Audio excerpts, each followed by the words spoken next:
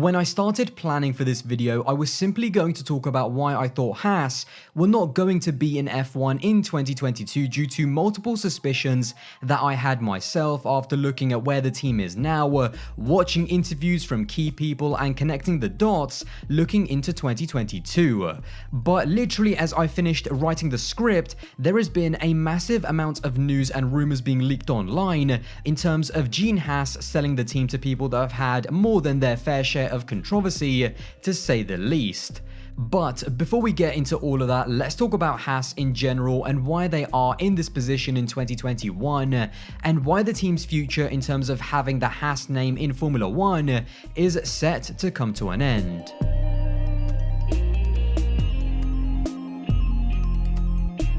When I think about Haas, I keep having to remind myself that they've only been in F1 since 2016, which to be honest wasn't even that long ago. What's also really great about the team, or certainly something that I really liked about them when they first came in, is that they are an American team with an established American owner who's had success in motorsport prior to entering Formula 1. And especially with Formula 1 trying to have a bigger and bigger relevance in the United States, I thought the team brought something new and different to the F1 grid, which we hadn't had in a long time. Even the way the team entered Formula 1 was totally first class in the sense that they formed a strong technical partnership with Ferrari. In their very first season, they built a car that was decent enough to score points on its debut, and they avoided becoming just a new backmarker team that focused more on surviving from race to race instead of fighting its way up the grid like the likes of HRT, Virgin and Lotus.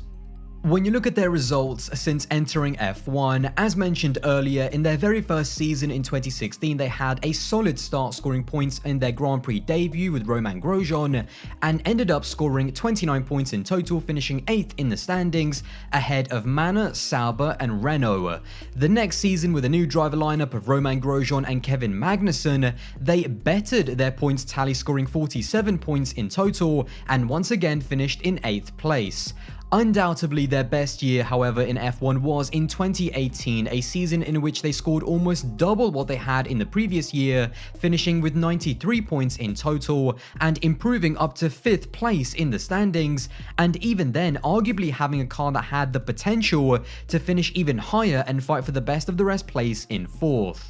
However, this is where the results started to decline. The next season in 2019, they took a massive step back and only scored 28 points in total and finished down in 9th with a season even worse than their debut. The decline continued into 2020 with the team getting worse, scoring only 3 points all season long and once again finishing down in 9th, only ahead of the Williams. And after only 2 races of the 2021 season, and now with an all-new rookie driver lineup for this year, they are firmly in last place on 0 points. And looking at the car and looking at their direct rivals in Williams and Alfa Romeo, it will be a miracle if the team finishes anywhere but in last place and maybe manages to score a point during a chaotic race. So now let's talk about the key factors in why Haas have ended up in the position that they are now.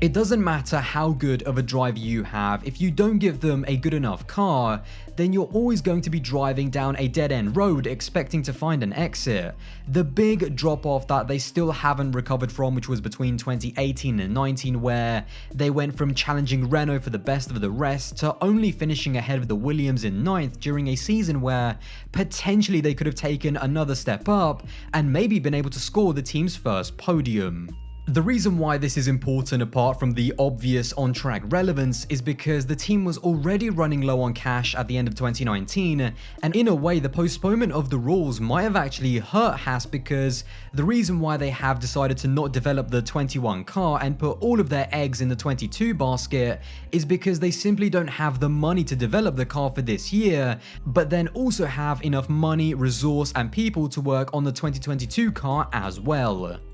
For Gene Haas and the team, the 2022 car has almost become like a Hail Mary because they've completely given up on this year's car and again won't earn enough money to keep them safe for the following 2-3 years off the back of potentially finishing last in this season. The frustration for me is that if Gene does decide to sell the team and then they do come good in 2022, which was his last big push, then he himself won't be able to have the redemption and won't be able to benefit from that big risk on solely focusing on 2022 and the new generation of cars.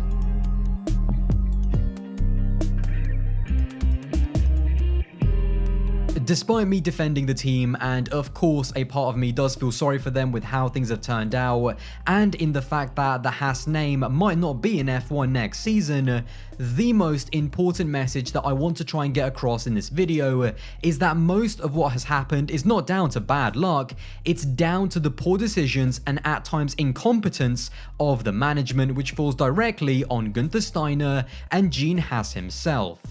The thing about Formula 1 is that teams have bad seasons, teams make mistakes, and they make bad cars that put them on the back foot for the next 2 or 3 years. But when all of those things happen alongside a media circus of bad decisions that can only be traced back to you and yourself, that has been Haas's biggest problem. In 2019, their drop-off, which could have just been a story by itself, was compounded and made 10 times worse by the fact that Haas got involved with Rich Energy and Williams' story. None of this makes me feel sorry for Haas because everyone from Formula 1 themselves who rejected Rich Energy as a viable company who could be trusted to buy the original Force India team before Lawrence Stroll and his consortium came in, and even to fans making videos like me who don't have even close to the same level of real and genuine information as Haas did, we all saw that something with Rich Energy just wasn't right, something didn't add up, and it doesn't matter how nicely Williams' story painted the picture,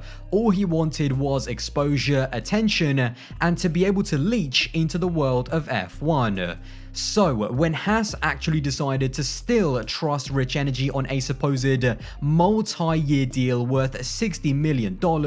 it was not a surprise but more of an eventuality when things started to quickly fall apart, turn into a media circus, and hurt the reputation and image of the Haas Formula 1 team, which again included making Günther and Gene look like they were incompetent. But here is the problem. Did Haas keep their noses clean after that? Did Haas learn from the Rich Energy mistake? No, they did not.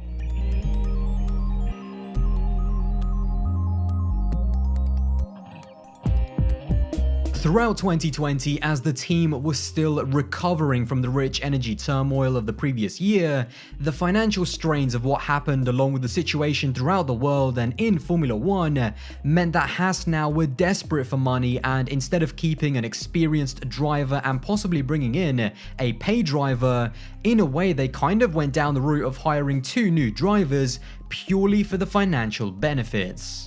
In terms of Mick Schumacher, he definitely deserves his place in F1 and was more than entitled to be picked up by a Formula 1 team. But what Drive to Survive Season 3 showed me was that in the eyes of Günther Steiner, Mick wasn't being hired for his talent or the fact that he was a Formula 2 champion, he was hired for his name and his commercial viability, which although is not technically the wrong thing to do, it certainly doesn't make a driver feel good. And then of course there is Nikita Mazepin, and again, I come back to whether or not Haas had learned their lesson and learned from their mistakes with Rich Energy. Mazepin coming into the team with the financial backing of his father's Uralkali chemical company tells you everything you need to know about where the team is right now. But once again, we as fans and a lot of other people inside the world of Formula 1 were very critical and had their doubts about a driver like Nikita Mazepin in Formula 1 when Haas actually announced him.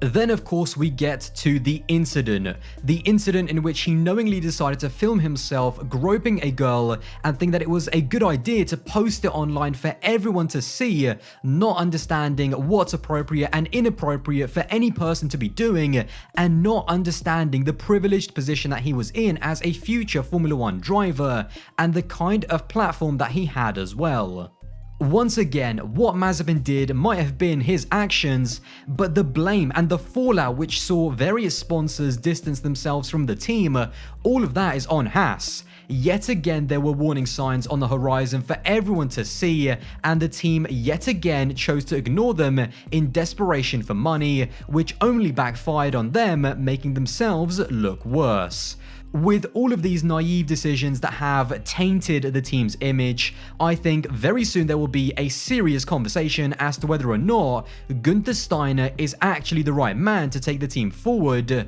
because ultimately he has been in charge and has underdelivered in terms of leading the team forward and learning from his own mistakes.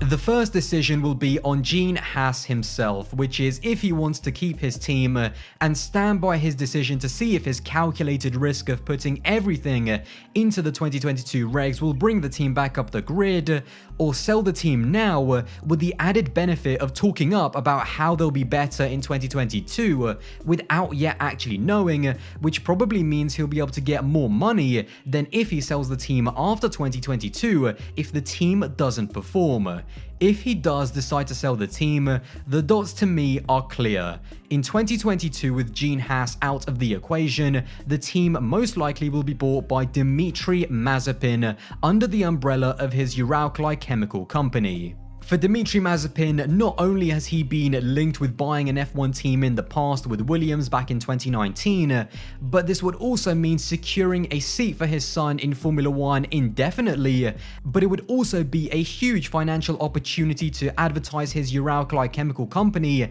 on the biggest stage in motorsport. Along with that, don't be surprised to see Rich Energy also make a comeback as the title sponsor for the team in 2022, creating the Rich Energy Uralkali Formula 1 team, with Mick Schumacher still contracted, and of course, Nikita Mazepin.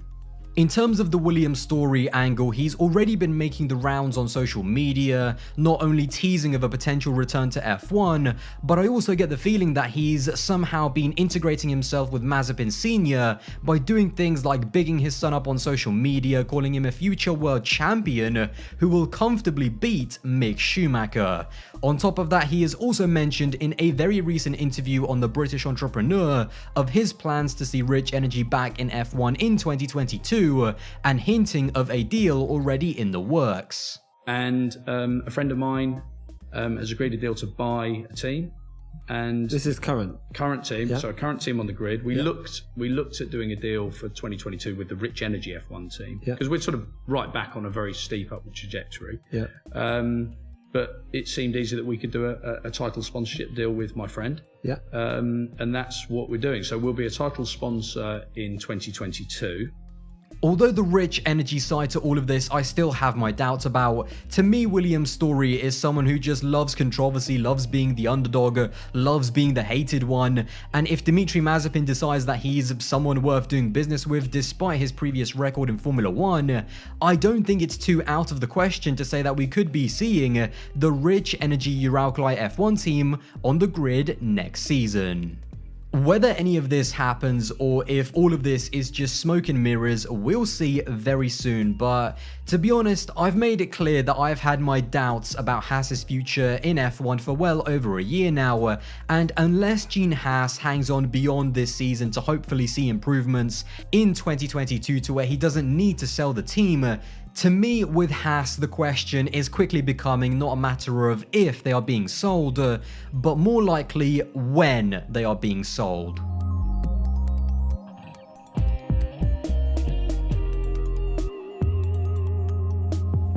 So guys, there you go. That is my video on Haas's potential future in 2022. Now let me know all of your thoughts in the comments box below. There is no doubt some controversial figures involved in absolutely all of this, so I can't wait to see what you guys are gonna have to say. And if you did enjoy this video, then don't forget to drop a like and smash that subscribe button to support the channel. Of course, we are on the road to 100,000 subscribers, so hopefully we get there soon. And guys, I'll see you in the next one. Bye guys.